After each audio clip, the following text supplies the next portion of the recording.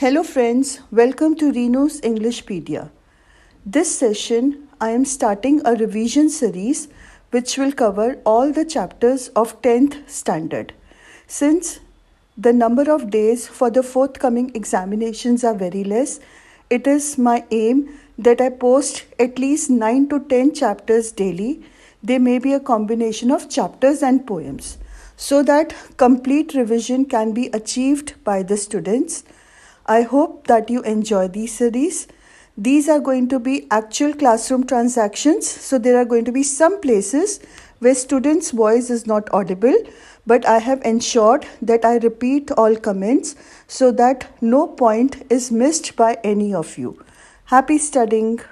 हाँ जी, जो हम नेक्स्ट करने जा रहे हैं that is the poem the tale of Custard the dragon. अब tale of Custard the dragon में हुआ the main characters Belinda, Ink, Blink, Mustard and Custard. Right. Main characters है Belinda who has 4 pets that is Ink, Blink, Custard and Mustard. Ink कौन है? Black kitten. Ink is a black kitten. और Blink कौन है? Grey mouse. Mustard कौन है? Yellow dog. The yellow dog. And custard is the dragon.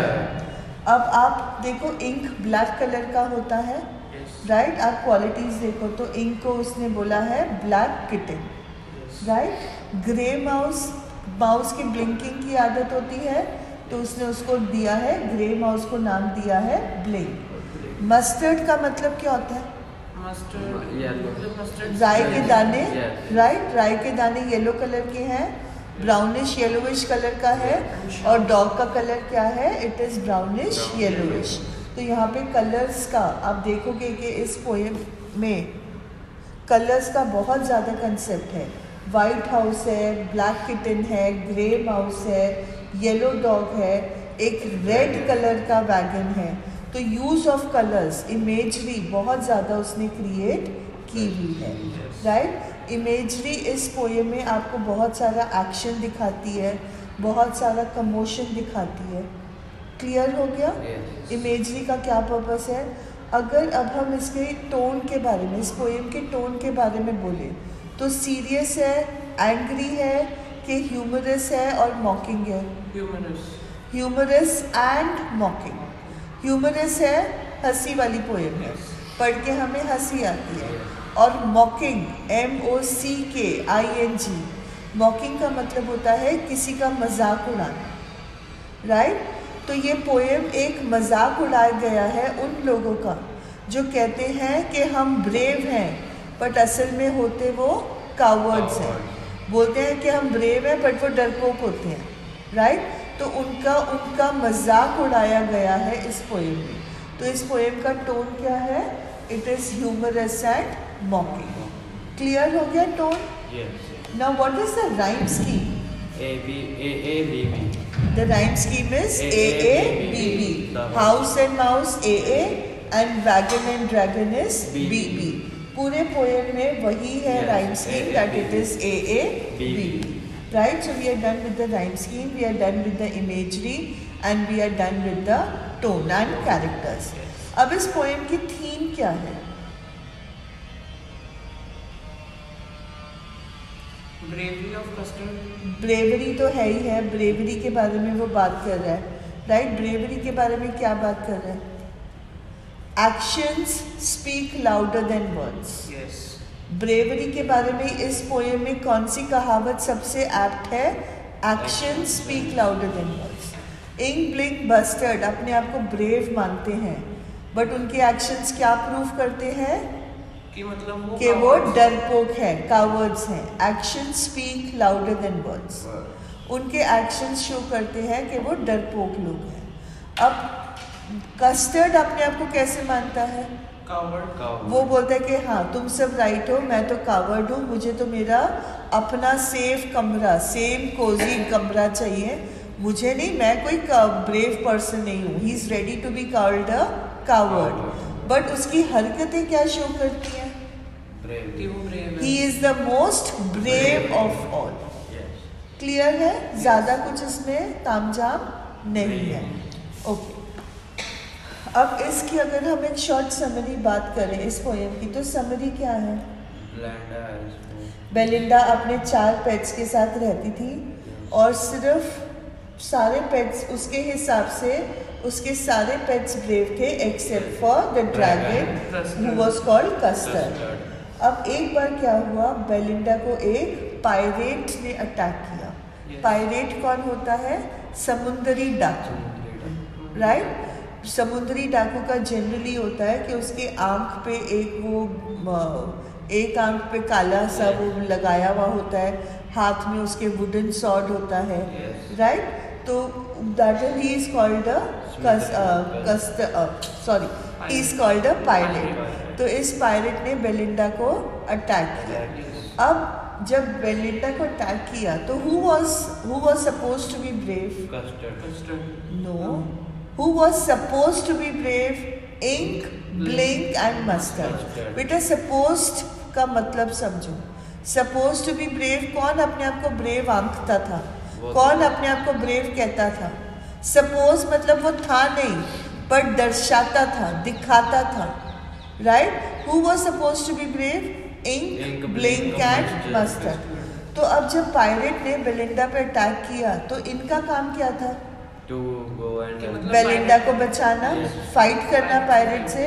But in तीनों ने क्या किया? ये अपने अपने घोंसले में भागे, राइट? माउस अपने होल में भागा, कैट इधर उधर भागी, I think she went to the kitchen, और मस्टर्ड भी अपने कैनल में भागा। बट अब एक्चुअल ब्रेवरी किसने दिखाई? It was custard the dragon.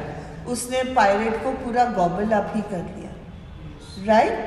And finally it was prove that he was the bravest of all, right? So he surprise everyone by killing the pirate. But इसके बाद भी क्या हुआ? सबने एक्सक्यूजेस दिए कि हम तो ब्रेव हैं, बट उस टाइम पे ये हो गया इसलिए हम लड़ नहीं पाए। और कस्टर्ड ने क्या बोला? हाँ, तुम बहुत ब्रेव हो और मैं डरपोक हूँ, क्योंकि मुझे तो अभी भी अपना ही कोजी बेड चाहिए। मतलब मुझे कोई, I am not a brave person. मतलब क्या कर रहा है? Actions are speaking louder than words. मतलब जो कहते हैं ना, जो गरजने वाले बादल होते हैं वो बरसते नहीं, है ना? इसके लिए कहावत है, the clouds which thunder they never rain, right? तो ये सिर्फ बोलने वाली बातें हैं, इनमें से कभी भी इनमें से एक्शंस नहीं निकलेंगे। क्लियर? अब क्विकली पोएम पढ़ के फटाफट से खत्म करवा रही हूँ। This entire poem is made up of similes, right? Simile is direct comparison, जहाँ पे एक चीज़ को दूसरी चीज़ के साथ कंपेयर किया जाता है और एक सिमिलैरिटी हमारे को मिल जाती है।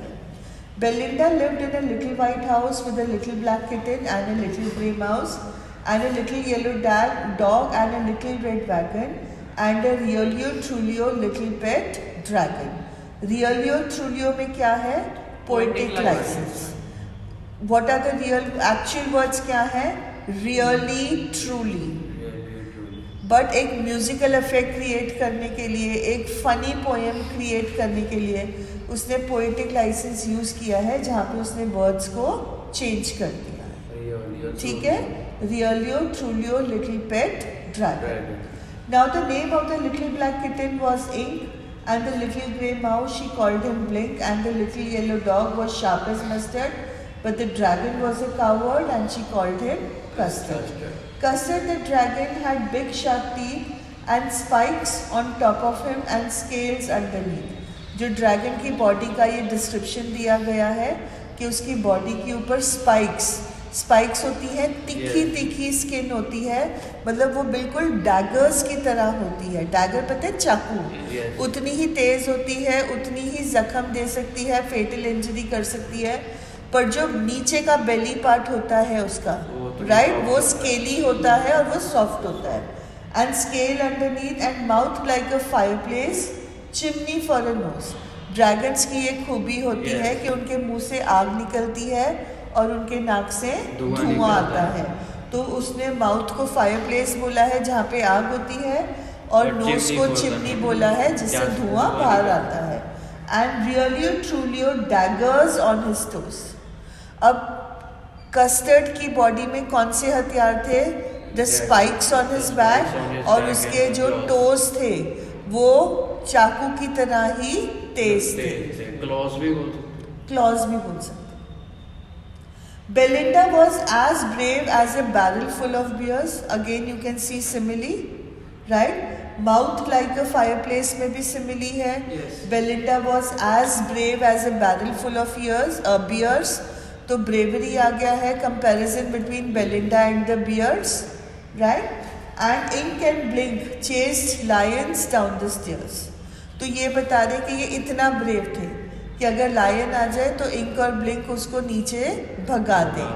और बेलिंडा में कितनी ब्रेवरी थी? एक बैरल होता है, एक बहुत बड़ा ना ऑयल कंटेनर काइंड होता है, उसमें अगर बियर्स भर दो, bear is a very brave animal, right? तो उतनी ब्रेवरी बेलिंडा में है।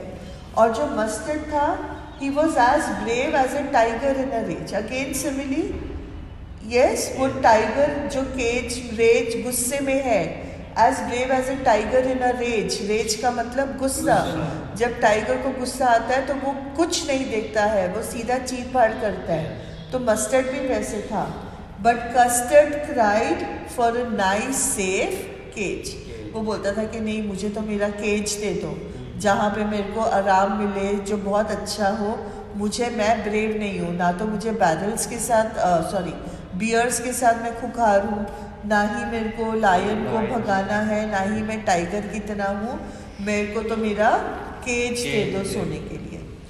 अब इसको परेशान कैसे किया जाता था, that is the next part. Belinda उसको टिकल करती थी, और इतना टिकल करती थी कि वो क्वाइट अनमर्सीफुल थी अपनी टिकलिंग में। और ब्लिंक, इंक और मस्टर्ड उसको पर्सिबल बुलाते थे। अब पर्सिबल जब बुला रहे हैं तो कौन सा लिटरेरी डिवाइस है? It is allusion. पर्सिबल कौन थे? एक कैरेक्टर थे किसी फेरी टेल के, शायद, या हम कोई मतलब कह सकते हो स्टोरी के। पर्सिबल is a character in history and folklore who was supposed to be as intelligent and brave, right? Percival was a very intelligent and brave man. और आयरॉनिकली मॉक करने के लिए, उसका मजाक उड़ाने के लिए, मॉकिंग टर्म आपको दिया है ना? इंक, ब्लिंक और मस्टर्ड उसको मॉक करने के लिए, उसका मजाक उड़ाने के लिए उसको पर्सिबल बुलाते थे। पर्सिबल कौन थे? Intelligent and brave man. और मॉक करने का मतलब है कि उसका मजाक उड़ाना। तो उनके हिसाब से कस्टर्ड कैसे था? He was a coward. They all sat laughing in the little red wagon at the really or truly cowardly dragon. सब मिलकर उसका मजाक उड़ाते थे। अब बेलिंडा ने कितना गिगल किया? इतना गिगल किया कि पूरा का पूरा जो घर था वो हिलने लग गया। Belinda giggle till she shook the house, and Blink said Vic, which is giggling for a mouse. Ink and Mustard rudely asked his age, when Custard cried for a nice safe age. Blink भी हंसा, Belinda भी हंसी, और ink और mustard ने उसका मजाक उड़ाते हुए उससे पूछा, तुम्हारी उम्र क्या है? देखा बच्चा कहीं का, देख इसको तो केज में जाना है, right? That is the way that children tease children. जब कोई बच्चा रोता है तो उसको बुला जाता है कि देख बच्चे की तरह रो रहा है। तो उसी तरह से उसको कस्टर्ड का वो मजाक उड़ा रहे थे। Suddenly they heard a nasty sound, and Mustard growled, and they all looked around. Meouch, cried Ink, and oh, cried Belinda, but there was a pirate climbing in the window. अब window क्या है? It's a poetic license. They have changed the word window to window in order to rhyme with Belinda. Right? Belinda के साथ rhyme करने के लिए उसने word को change किया है। This is the description when they first heard a very bad sound. Nasty sound का मतलब होता है very horrible sound.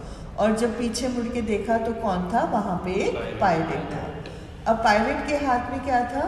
दोनों हाथों में पिस्टल था। Pistol in his left hand, pistol in his right, and he held in his teeth a cutlass bright. His beard was black, one leg was wood. It was clear that the pirate meant no good. दोनों हाथों में pistol था, मुंह में it's a knife, एक knife kind होता है, उसको कटलेस बोला जाता है, जो उसके मुंह में था। उसकी बियर्ड जो थी वो ब्लैक कलर की थी और एक टांग नहीं थी, उस टांग की जगह पे वुडन टांग उसके पास थी। और उसके हाव भाव से पता चल रहा था that he meant no good. Meant no good मतलब वो कोई अच्छा काम करने नहीं आया था, वो कोई ना कोई हार्म पहुंचाने के लिए आया था। Next is the reaction of all the creatures. Belinda पेल्ड मतलब डर के मारे उसका रंग उड़ गया, वो डर के मारे पीली पड़ गई। And she cried help help, but Mustard fled with a terrified yell. Mustard was supposed to be as angry as a tiger, yes, right? But उसने क्या किया? He gave a terrified yelp. Yelp होता है जो dogs रोते हैं जब उनको कोई मारता है, रोने की आवाज़ को yelp बोला जाता है। बेलिंडा ने मदद के लिए पुकारा, उसकी मदद करने की बजाय मस्टर्ड जो है वो वहाँ से भाग गया। Ink trickled down to the bottom of the household and little mouse blinked strategically mousehold. जो इंक है वो घर के किसी कोने में जाके दुबक के बैठ गया, और जो ब्लिंक था, जो माउस था, वो अपने माउस होल मतलब जो छोटा सा जगह होती है जहाँ पे माउस जाके छुप जाते हैं, उसको माउस होल बोला जाता है, वहाँ जाकर छुप गया। अब स्ट्रेंज बात क्या हुई? स्ट्रेंज की मतलब उन्होंने अपने आप को ब्रेव कंसीडर किया था, बट वो मतलब सभी छुप गए। नहीं, ये मैंने पूछा, मेरा क्वेश्चन था अब स्ट्रेंज बात क्या हुई? हमने तो ये डिस्कस कर लिया, ये भाग गए, बट अब स्ट्रेंज बात क्या हुई? जो कस्टर्ड कावर्ड, जो जिसको कावर्ड बोलते थे वही बेलिंडा की हेल्प के लिए आया, राइट? बेलिंडा वही है जो अपने आप को ब्रेव बोलते, वो तो भाग चुके हैं, बट अब स्ट्रेंज क्या हुआ? जिसको कावर्ड माना जाता था वो फटाफट से बेलिंडा की हेल्प को आया। बट अब jumped custard snorting like an engine की तरह उसके मुंह से धुआं निकलने लगा, वो घुर्राने लगा, right? He was snorting like an engine. He clashed his tail like irons in a dungeon. Dungeon होता है घर के नीचे जो तय खाना होता है, जो कासल होते थे, बड़े बड़े जो हमारे ज़मींदारों की कोठियाँ होती थी, उसमें नीचे ऐसे रूम्स बनाए जाते थे जहाँ पे प्रिजनर्स को बांधते थे चेन्स के साथ, राइट?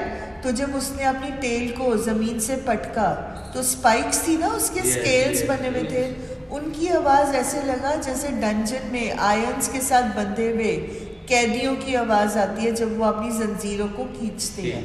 तो वही आवाज़ कस्टर्ड की टेल से आई जब उसने टेल को ज़मीन पे बैंग किया। With a clatter and a clank and a jangling squirm. इसमें कौन सा लिटरेरी डिवाइस है? It is onomatopoeia. ओनोमाटोपिया की स्पेलिंग ONOMATOPOEIA।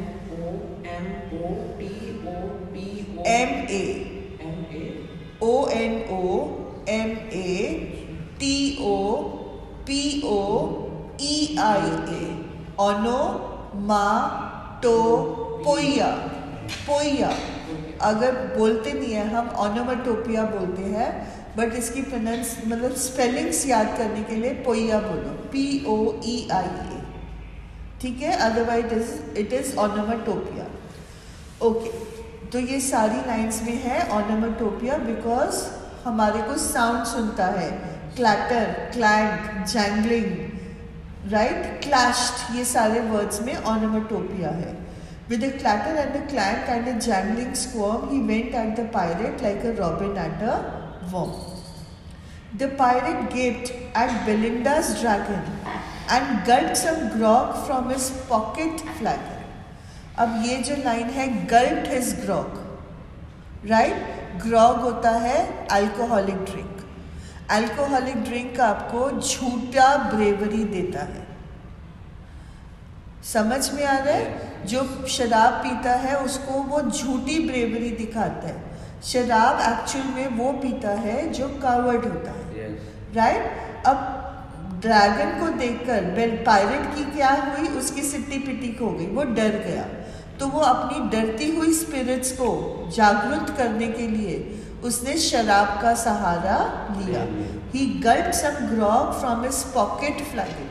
पॉकेट फ्लैगन का मतलब होता है जेब में रखा हुआ छोटा सा केस होता है जिसमें वो शराब रखते हैं, यस, और वो उसने उसको निकाल के पिया। He fired 2 bullets, but they didn't hit, and custard gobbled him every bit. अब उसकी बॉडी तो आयरन की बनी हुई थी, तो जब उसने बुलेट्स मारी तो कस्टर्ड को उससे कोई फर्क नहीं पड़ा, बट कस्टर्ड अब लिटरली गॉबल्ड हिम अप, वो उसको खा गया, बिना चबाए ही उसको उसने अंदर निगल लिया, राइट। गॉबल्ड का मतलब होता है बिना चबाए निगल जाना। अब इसके बाद रिएक्शन क्या हुआ? Belinda embraced him, Mustard licked him, no one mourned for his pirate victim, Ink and Blink in glee did gyrate around the dragon that ate the pirate. अब इसका रिएक्शन हुआ, बेलिंडा ने उसको एम्ब्रेस किया, गले लगाया, डॉग ने उसको, मस्टर्ड ने उसको लिक किया।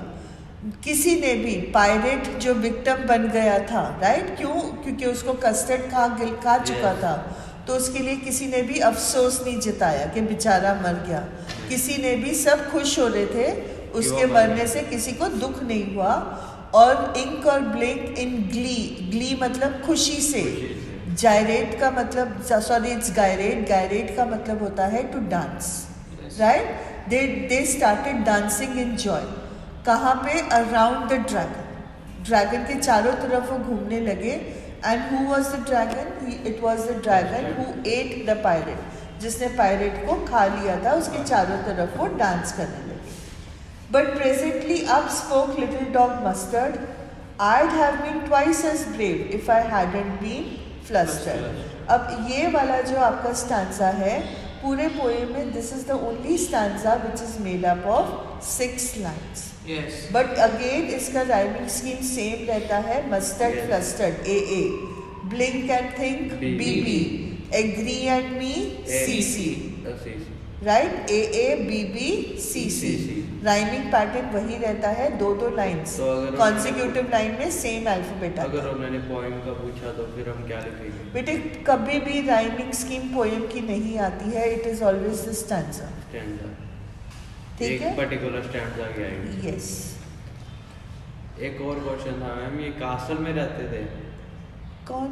ये सारे नहीं, तो फिर वो कहाँ रहता था मैम? कस्टर्ड वो केज में रहता था। तुम उसकी वो बोल रहे हो, jingling of the irons, like irons in the dungeon. तुम डंजन वर्ड से कैसल के साथ लिंक कर रहे हो। वो तो कह रहे हैं कि वो एक घर में रहते थे। देखो फर्स्ट उसमें लिखा हुआ है, फर्स्ट आंसर में, Belinda lived in a little white house. तो फिर मैं वो लिटिल था तो मैं उसने उसको निकल लिया, तो मैं वो बड़ा होगा फिर तो कस्टर्ड। बेटा ये सिर्फ वर्ड्स होते हैं टू क्रिएट एन इमेज। इसका मतलब ये नहीं है कि वो घर बहुत छोटा था, नॉर्मल घर था। It's just poem. इतना उसमें मत जाओ कि ड्रैगन बहुत बड़ा होता है, अगर पायरेट को खा रहा है तो वो छोटे से घर में कैसे रह सकता है, इतने उसमें नहीं जाओ। पोएम ने एक ब्यूटी दिखाई है कि छोटा सा घर में रहते हैं, छोटा सुखी परिवार की एक स्टोरी दिखाई है, right. That is what is meant by little, ठीक है। अब ये जो 6 लाइन का स्टैंजा है, इसमें हर बंदे ने अपना अपना एक्सक्यूज दिया है कि Y could they not act bravely.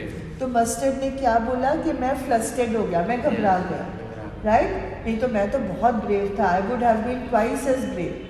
जितना कस्टर्ड ने ब्रेवरी दिखाई, मैं तो उससे ज़्यादा ट्वाइस एज ब्रेव होता, बट मैं थोड़ा घबरा गया ना, इसलिए मैं अपनी ब्रेवरी नहीं दिखा पाया।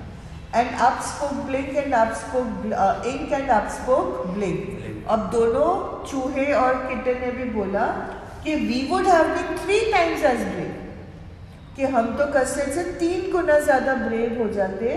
वी थिंक, हमें लगता है कि अगर हमें मौका मिलता तो हम तो 3 गुना ब्रेव होते।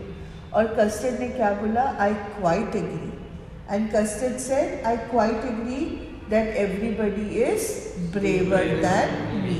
बोलते हाँ, मैं इस चीज़ को मानता हूँ कि आप सब मेरे से भी ज़्यादा ब्रेव हो, मुझे तो मेरा केज चाहिए। Belinda still lives in her little white house with a little black cat and her little grey mouse and a little yellow dog and her little red wagon. and her really truly a little pet dragon. अब देखो cowardly word चला गया, right? अब really truly जो है वो मॉकिंग नहीं है. इससे पहले रियली ट्रूली जो वर्ड था वो एक मॉकिंग टोन में आता था, बट अब इस स्टैंजा से, इस लाइन से ये वाला ना पूरा का पूरा स्टैंजा जो है वो रिपीट हुआ है. अगर आप फर्स्ट के साथ देखोगे तो ये रिपीट हुआ है.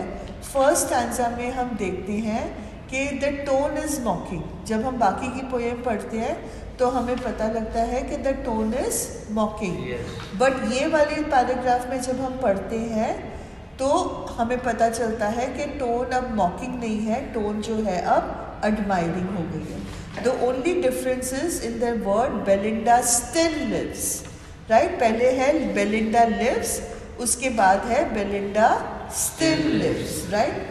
तो दिस इज द डिफरेंस कि मतलब इतना समय बीत गया, अभी भी वो वहाँ पे रह रहे हैं, बट अब उनका परसेप्शन कस्टर्ड के बारे में क्या है, अब वो पूरी तरह से चेंज हो गया है, right? Belinda is as brave as a barrel full of bears. Again ये स्टैंजा रिपीट हो रहा है. And Ink and Blink chase lions down the stairs. Mustard is as brave as a tiger in a rage, but Custard keeps crying for a nice safe cage. पहले वो Custard को mock कर रहा था, सारे बेलिंडा, इंक, ब्लिंक और Mustard, और अब पोएट किसको मॉक कर रहा है? कस्टर्ड को. बेलिंडा कस्टर्ड, बेटा कस्टर्ड को कर रहा है कि मस्टर्ड को कर रहा है?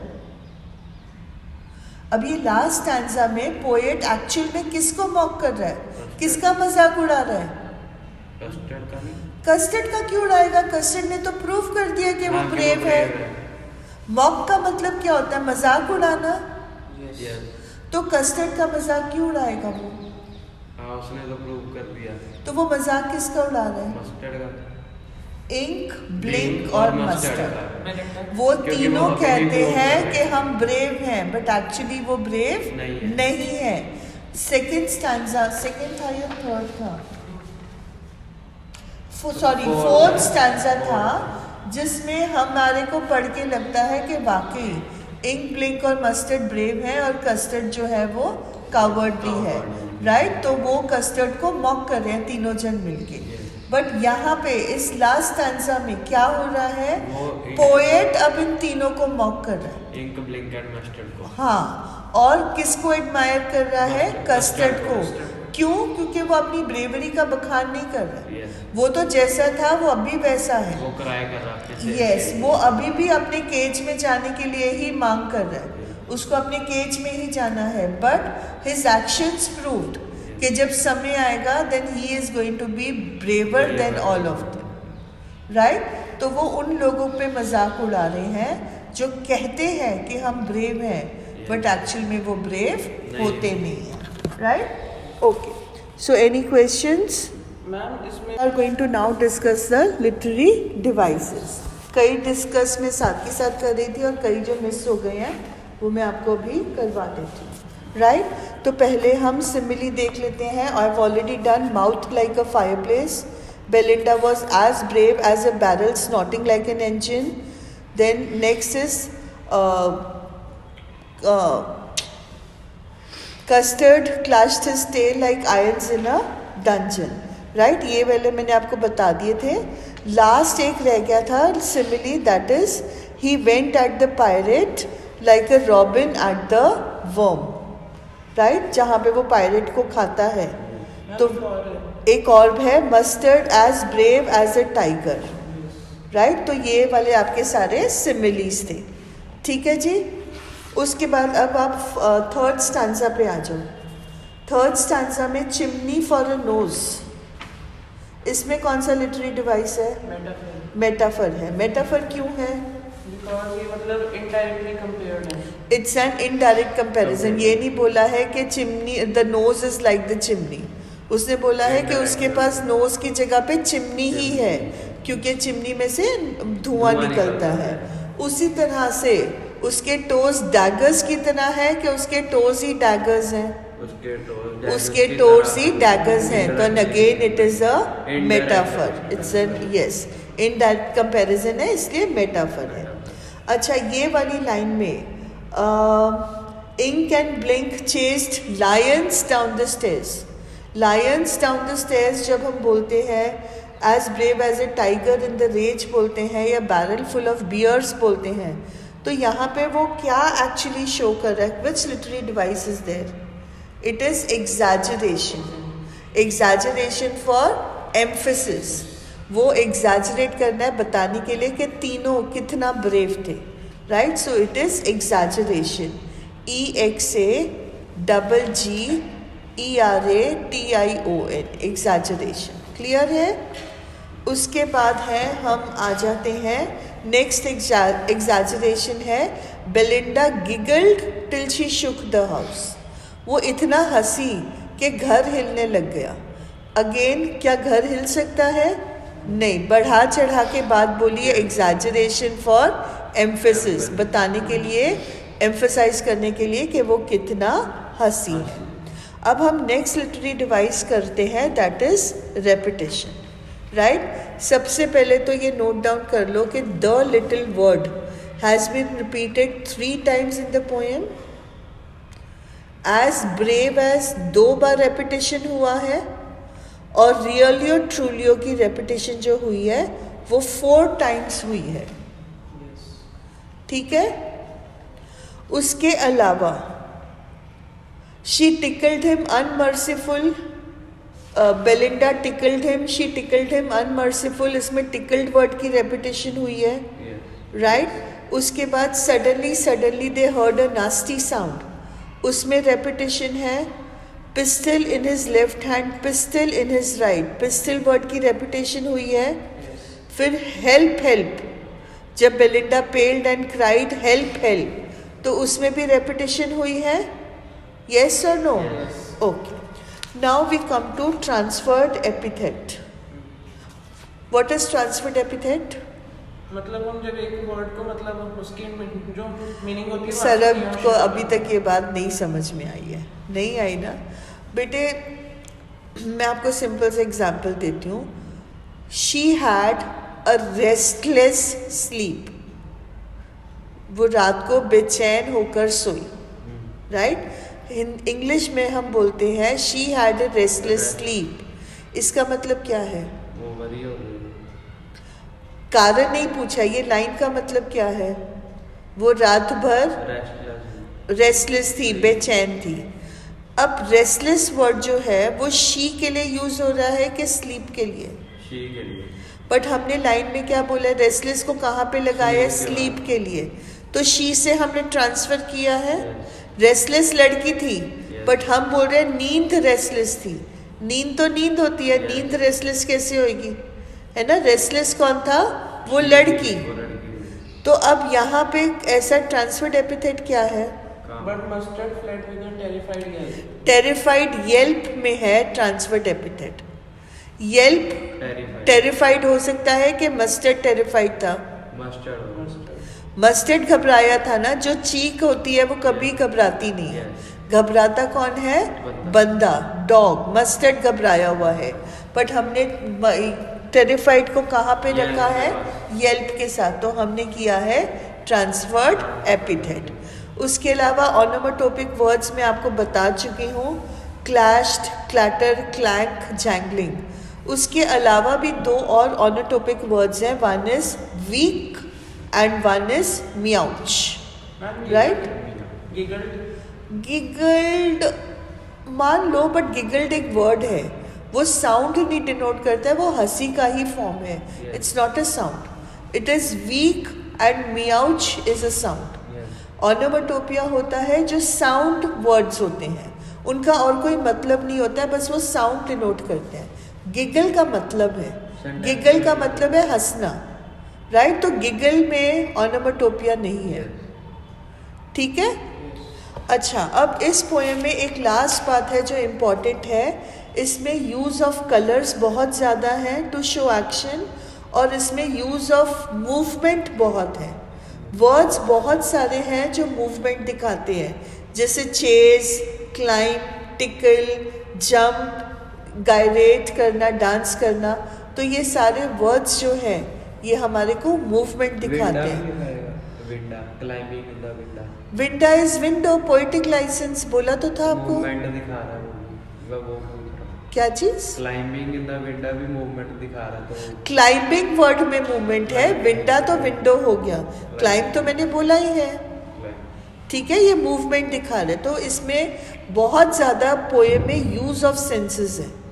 कलर्स हमारी आंखों का सेंस यूज़ कर रहे हैं, मूवमेंट हमारे महसूस करने की क्षमता को यूज़ कर रहे हैं। तो इसमें यूज़ ऑफ सेंसेस, जब हम पोएम पढ़ते हैं तो हमारे सेंसेस जो हैं वो बहुत ज़्यादा एक्टिवेट होते हैं। So I hope you understood the poem. Okay ma'am, इसमें एग्जैजरेशन एक और सेंटेंस में है, we have been 3 times as brave we think। We think आ गया है ना, तो एग्जैजरेशन एज सच नहीं है। I am as brave as a lion, उसमें एग्जैजरेशन है। हम हो सकते थे, उसमें एग्जैजरेशन नहीं है, ठीक है। वो तो उसको बेवकूफ़ बना रहे हैं, तो यहाँ एग्जैजरेशन नहीं आएगा। और मैम हाइपरबोली तो नहीं है इसमें? नहीं, हाइपरबली नहीं है। ओके, सॉरी, लिटरेरी डिवाइस तो हाइपरबली ही है। लिटरेरी डिवाइस जहाँ पे मैंने एग्जैजरेशन बोला है, that is actually hyperbole. Exaggeration is no literary device, hyperbole is the literary device. मैंने गलती कर दी, दिमाग मेरा कंफ्यूज हो गया। Hyperbole is the literary device जहाँ पे एग्जैजरेशन होता है। एग्जैजरेशन मतलब बढ़ा चढ़ा के बोलना। तो यहाँ पे शेकिंग द हाउस, बेलिंडा इतनी हंसी के हाउस शेक करने लगा, यहाँ पे एग्जैजरेशन है, राइट। और एग्जैजरेशन है जब वो बोलता है कि he chase lions down the stairs, barrel full of bears, as brave as a tiger in a rage. तो यहाँ पे एग्जैजरेशन है, ठीक है। ओके, सॉरी, अगेन मैं एग्जैजरेशन बोल रही हूँ, इट इज हाइपरबली, ठीक है। Hyperbole is the literary device. और मैम एलिट्रेशन भी बहुत है मैम इस पोएम में। तो एलिट्रेशन के हर जगह पे एग्जाम्पल्स आ जाएंगे। अब मैं एलिट्रेशन पे टाइम नहीं वेस्ट करूँगी। हाँ जी, लास्ट में please remember that this poem is a ballad. Ballad का मतलब होता है एक पोएम फॉर्म में एक कहानी लिखी गई है, राइट। ये पूरा पोएम जो है ये एक पूरी कहानी सुना रहा है। कहानी क्या होता है, जिसमें बहुत सारा एक्शन होता है, फिर एक क्लाइमैक्स आता है, फिर क्लाइमैक्स के बाद रेजोल्यूशन आता है। तो हम पूरी कहानी का राइजिंग एक्शन देख रहे हैं, कैसे वो सब पायरेट आया, कैसे सारे एनिमल्स टीज करते थे, है ना। कस्टर्ड रोता रहता था कि हाँ मैं तो डरपोक हूँ।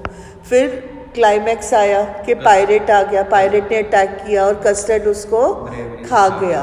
And then resolution, it was proved कि it is actually Custard who is brave and all the animals who are not brave. इससे एक लिटरेरी एक इडियम लिख लो इस पॉइंट के ऊपर, अपीयरेंसेस आर डिसेप्टिव। जो हम बोल रहे थे ना, गरजने वाले बादल बरसते नहीं, उसके लिए जो एडेज है, जो सेइंग है, that is appearances are deceptive.